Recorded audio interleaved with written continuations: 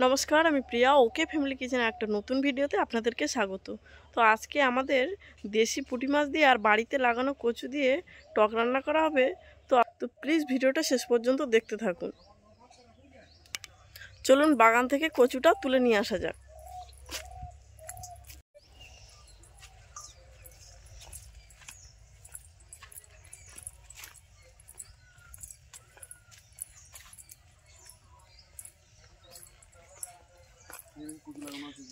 এখানে কচু লাগানো হয়েছিল, তো কচু গাছগুলো যেহেতু এখন মরে গেছে, কচুগুলো মাটির তলাতে আছে।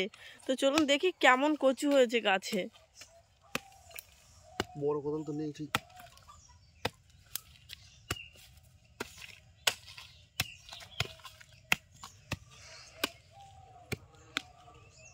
কচু হয়েছে, লম্বা হয়ে গেছে তো।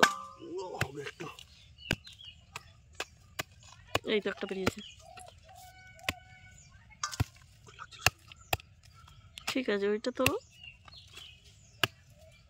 এই তো অনেকগুলো হয়েছে একটা গাছে। একটা গাছে কতগুলো হয়েছে দেখাও। একটা গাছে প্রায় 7 থেকে 8টা কচু হয়েছে। কচুর মূল। আর এই যে দেখছেন বড়টা, এটা হচ্ছে কচুর মূল। 2-3টে গাছ তোলার পরে আমাদের এই কচুগুলো হয়েছে। তো চলুন এই কচুগুলোকে দিয়েই আজকে কচু দিয়ে দেশি পুঁটি মাছের টক করব। আপনারা তো দেখেছেন বাগান থেকে কচুগুলো তুলে নিয়ে আসা হয়েছে। তো কচুগুলোকে ভালোভাবে ধুয়ে কেটে আগে থেকে আমি পরিষ্কার করে রেখেছি। আর এখানে আছে দেশি পুঁটি মাছ। তো চলুন টক রান্নার জন্য কী কী মশলা লাগছে সেটা একবার আপনাদেরকে দেখিয়ে দিই। টক রান্নার জন্য মশলা লাগছে লবণ, শুকনো লঙ্কা, জিরে, গুঁড়ো জিরে, হলুদ আর চিনি। আর এখানে আছে মানে পুরনো তেঁতুল। কাঁচা তেঁতুল ওরকমভাবেই করতে পারেন, কিন্তু আমি এখানে ইউজ করেছি পুরনো তেঁতুল। আপনারা কাঁচা তেঁতুল দিয়েও করতে পারেন কচু দিয়ে টক, শুকনো তেঁতুল দিয়েও, মানে অনেকদিনের পুরনো তেঁতুল দিয়েও করতে পারেন। আবার আম শুকিয়ে রাখে যে টকটা, সেটা দিয়েও করতে পারেন, আবার লেবু দিয়েও করতে পারেন। তো আমি এখানে ব্যবহার করেছি আগে থেকে মানে পুরনো তেঁতুল। এবার মাছের নুন হলুদটা মাখিয়ে নিয়ে ভাজতে দেবো, ততক্ষণে আমি কচুটা কেটে নেব। তো চলুন মাছের লবণ আর হলুদটা মাখিয়ে নিই।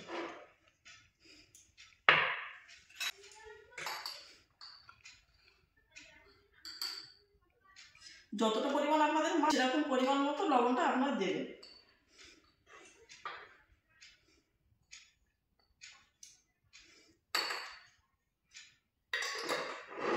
মাছটাকে ভালোভাবে মাখিয়ে নিচ্ছি।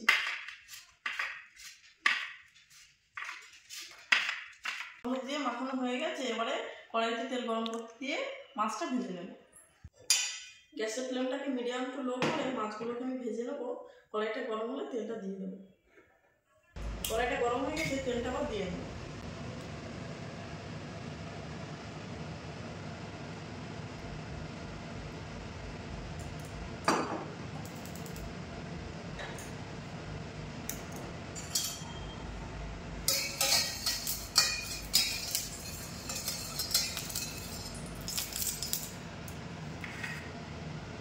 মাছগুলো সবগুলো দেবো না, দিলে একটাকে একটা দেবো না, যেগুলো আমি থাকতে পারবো।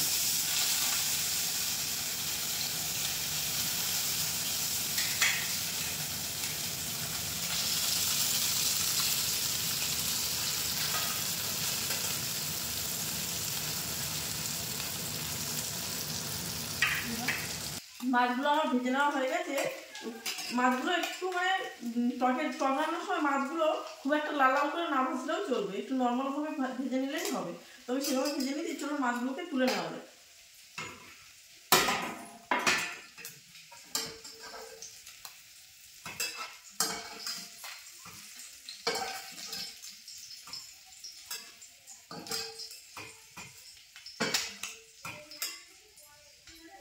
টক রান্নার জন্য কচুটাকে আপনারা এরকম সুন্দর করে স্লাইস করে কেটে নিতে হবে। মাছগুলোকে ভাজা হয়ে গেছে, সেই কড়াইতে আর একটু তেল দিয়ে আমি আর এই তেলের মধ্যে শুকনো লঙ্কা আর জিরে ফোড়ন দিয়ে নেবো। আপনারা চাইলে এখানে সর্ষেও ইউজ করতে পারেন।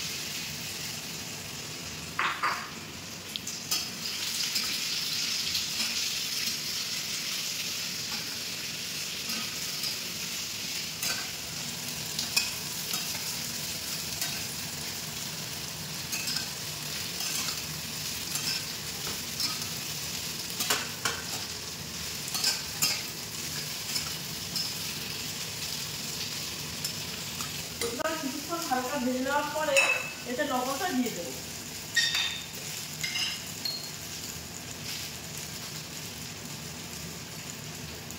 লবণটা আপনার পরিমাণ মতো।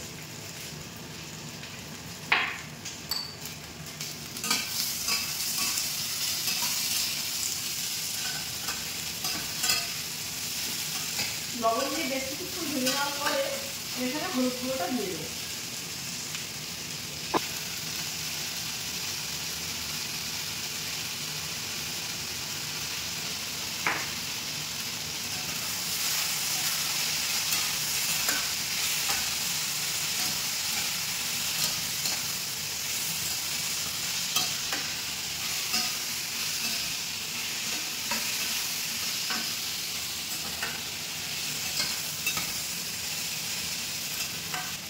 গুঁড়োটা দিয়ে অল্প পরিমাণে একটু জল দিয়ে একটু ঢাকা দিয়ে রেখে দেবো যাতে সিদ্ধটা ভালোভাবে হয়ে যায়।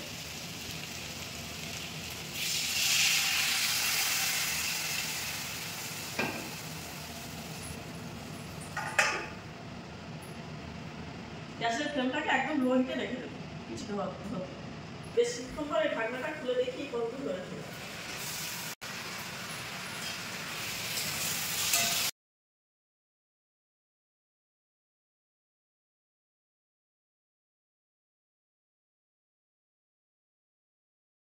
আর একটু ভেজে নিয়ে এতে জলটা দিয়ে দেবো।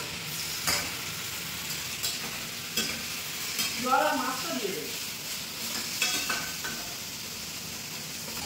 ওইটা ভাজা কমপ্লিট, এবারে জলটা দিয়ে দেবো।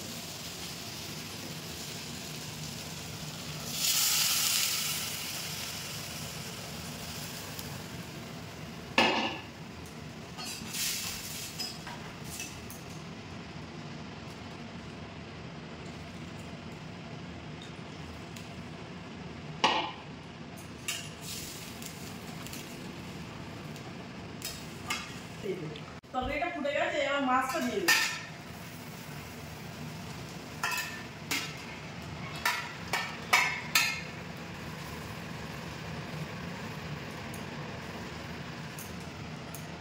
তরকারিটা কিছুক্ষণের জন্য ফুটতে লাগবে, প্রথমে তেঁতুলটা জল দিয়ে মিক্স করে নেব। কিছুক্ষণ আগে আমি তেঁতুলটাকে জল দিয়ে ভিজিয়ে রেখেছিলাম যাতে আমার মিশিয়ে নিতে। তেঁতুলটা দেখুন খুব সুন্দর করে মিক্সড হয়ে গেছে। তরকারিটা হয়েছে, তরকারিটা প্রায় হয়েছে। এবার তেঁতুলের টকটা দিয়ে দিচ্ছি।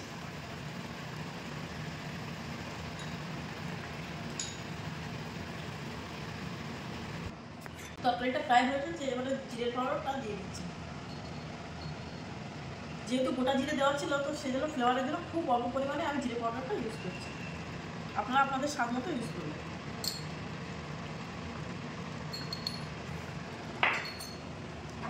আর স্বাদের জন্য সামান্য চিনি।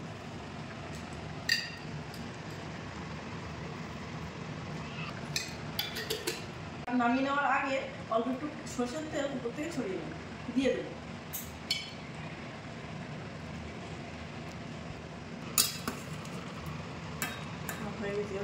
শেষে সরষের তেল দেওয়ার একটাই কারণ, তরকারিটা দেখুন কি সুন্দর দেখতে লাগছে উপর থেকে তেলগুলো, আর খেতেও খুব সুন্দর হয়। তো তাহলে আজকে ভিডিওটা এই পর্যন্তই। সবাই ভালো থাকবেন, সুস্থ থাকবেন, সাবধানে থাকবেন। দেখা হচ্ছে পরবর্তী ভিডিওতে। নমস্কার।